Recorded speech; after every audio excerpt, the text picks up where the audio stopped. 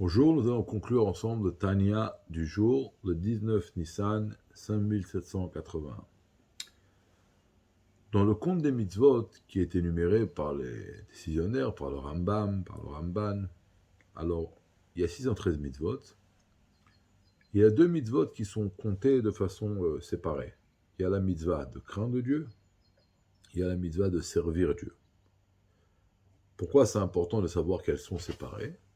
Pour comprendre que si je sers Dieu sans crainte, sans avoir un sentiment de crainte de Dieu, ça s'appelle encore que je sers Dieu. Le travail est là. Pourquoi on dit ça?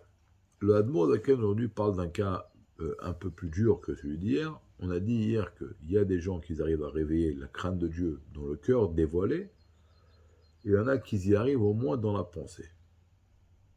Mais là, il parle d'un juif, que sa neshama vient d'un niveau tellement bas, du dernier monde, et dans le dernier monde, le monde de l'action, des sphères les plus inférieures. Donc lui, il n'arrivera même pas à réveiller un sentiment de crainte, ne serait-ce que dans son cerveau. Rien du tout. Il dit, ne crois pas. C'est quand même considéré comme un travail. On va expliquer pourquoi. Lorsque il y a un esclave, et il y a un adon, un maître. Bon, c'est pas la vraie traduction, il y a un maître. L'essentiel, c'est pas que l'esclave va avoir peur du maître. Le maître, peut-être qu'il préférait aussi.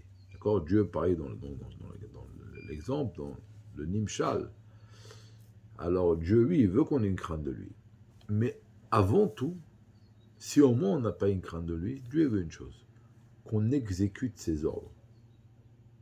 Le Rebbe Rachab explique que c'est quoi un serviteur? Un serviteur, quand il dort, il sait que le patron, il peut le réveiller à n'importe quelle heure. Il peut, en milieu de la nuit, lui demander de faire des choses. Donc, il est constamment en garde, prêt à recevoir un ordre du roi, et dès que le roi va lui donner un ordre, il va l'accomplir. Que ce soit une chose positive, ou effectivement, il ne va jamais faire une chose que le maître ne lui permet pas de faire, parce qu'il sait qu'il n'a pas droit. D'accord? Parce qu'il sait, même s'il n'a pas peur, il sait qu'il n'a pas droit et qu'il sera châtié, il sera puni. Même s'il n'a pas peur d'être puni, en tout cas, il est au courant, donc il ne le fait pas. Et ça, c'est ce qu'il dit ici, au moins, même si on n'a pas réussi à réveiller un sentiment d'amour, ne serait-ce que dans notre esprit, il faut avoir cette soumission à Dieu, de dire, voilà, c'est toi le maître, et donc je ferai ce que tu me demandes de faire, et je ne ferai pas ce que tu m'interdis de faire. D'accord? Alors, la crainte, c'est d'avoir peur de quelqu'un qui est plus grand que nous. Donc, si maintenant, quand je dis grand, c'est pas plus grand dans l'âge, hein, dans le Mahamad. Maintenant, s'il y a une personne qui est égale à moi, mais comme elle est présente et elle me regarde, je suis au courant qu'elle me regarde, ou même si elle n'est pas présente, je sais qu'il y a une caméra et que je suis regardé, et donc je vais m'empêcher de faire une chose que je ne ferai pas devant les gens. Est-ce que ça s'appelle de la crainte? De Dieu, non.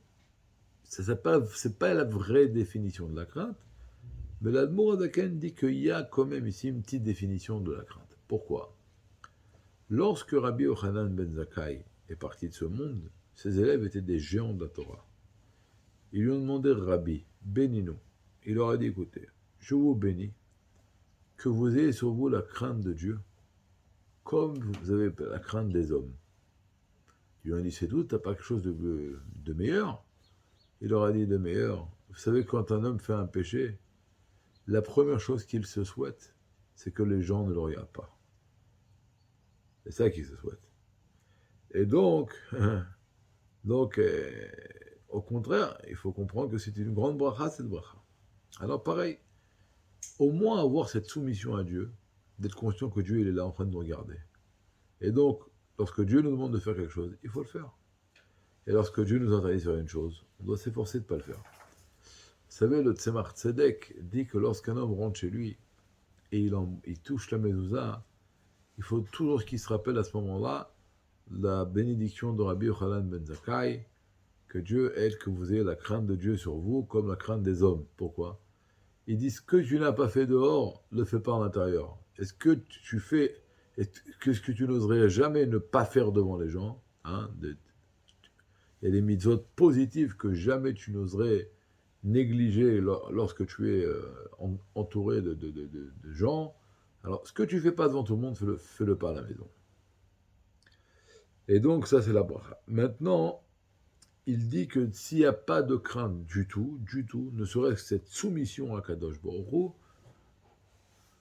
alors par amour, si on fait quelque chose que par amour, hormis toutes les conséquences négatives que nous avons mentionnées hier, ça ne s'appelle pas un travail, et donc c'est comme un poulet, il ne peut pas voler avec une aile. Alors le rabbi fait une petite parenthèse très très intéressante. Il dit que dans le traité de Shabbat, dans la page 49, alors là-bas, il y a un Tosfot, Kanfea, les ailes. C'est un Tosfot sur une histoire avec Elisha, avec les tefilines qu'il a cachées devant les Romains, qui sont transformés en ailes de colombe. Alors là-bas, le Tosfot dit que lorsque la colombe vole et qu'elle est fatiguée, elle ne fait travailler qu'une seule aile, qu'une seule canaf. Alors comment ici l'Admoraken dit que on ne peut pas en voler qu'avec une aile, il faut deux ailes. Alors Rabbi ramène deux explications, sa propre explication et une autre. Première explication du Rabbi, il dit ok, c'est vrai, mais même quand elle ne fait pas travailler la deuxième aile, elle est là, la deuxième aile. Elle l'a. Et il y a une explication encore mieux, c'est le Matnot Keuna, où là-bas, il dit que c'est pas écrit que dans le Midrash, comme nous on a pensé que lorsque la colombe est fatiguée, elle vole seulement avec une aile, et donc il y a une aile qui est au repos total, complet. Là, le rabbi dit que sur cette explication-là, c'est cette girsa, le rabbi dit que quand même elle est là. Le rabbi dit qu'il y a une autre girsa dans le Matnat Keuna, que ce qui est écrit dans le Midrash, c'est que des fois, quand la colombe est fatiguée, alors avec une aile, elle va voler, et avec une aile, elle va faire travailler l'autre aile, mais à 10%, un tout petit peu. Donc, ça n'existe pas de voler avec une seule aile, il faut deux ailes. Et c'est pareil, il faut l'amour et la crainte. Après, l'Admoraken termine que la crainte tout seul également ne suffit pas, il faut avoir également l'amour. C'est quoi cet amour? Alors, le réveiller au moins dans le cœur dévoilé, tant mieux, au moins dans la pensée, c'est toujours le même système. Et c'est quoi l'amour? C'est de pratiquer les mitzvot, et d'étudier la Torah par amour pour Akadosh Baruch Hu, avec l'envie de s'attacher très fort à Akadosh Baruch Hu. Voilà, donc c'est ce qu'on a expliqué aujourd'hui, l'amour et la crainte et l'amour. Bezrat Hashem, on continuera demain dans la même lancée. Je vous souhaite une très très bonne journée.